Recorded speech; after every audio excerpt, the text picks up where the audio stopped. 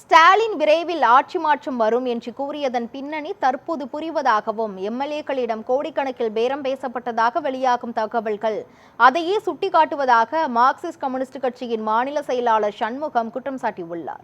கோவையில் செய்தியாளர்களை சந்தித்த அவர் இவ்வாறு தெரிவித்தார்.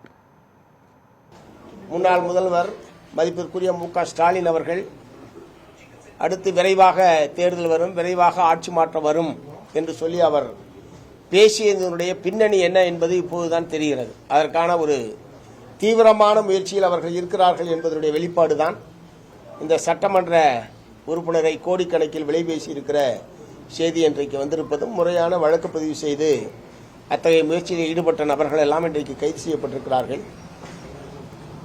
சட்டமன்ற உறுப்பினர்கள் தானாக விரும்பி ஒரு கட்சியில் சேருவது, இன்னொரு கட்சியில் மாறுவது என்பதெல்லாம் தமிழ்நாட்டில் சகஜமான விஷயம்.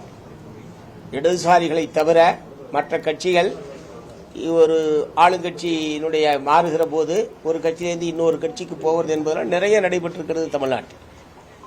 அந்த முறையில் விரும்பி கட்சி மாறுவது, விரும்பி கட்சியில் சேருவது என்பது வேறு.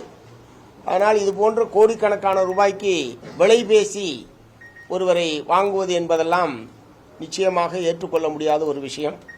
ஆகவே அதில் யார் சம்பந்தப்பட்டிருந்தாலும் அவர்கள் மீது முறையாக வழக்கு பதிவு செய்து சட்டப்படியான தண்டனையை பெற்றுத் தருவதற்குரிய நடவடிக்கையை தமிழ்நாடு அரசாங்கம் மேற்கொள்ள வேண்டும் என்பதை நான் மார்க்சிஸ்ட் கம்யூனிஸ்ட் கட்சியின் சார்பில் வற்புறுத்த விரும்புகிறேன்.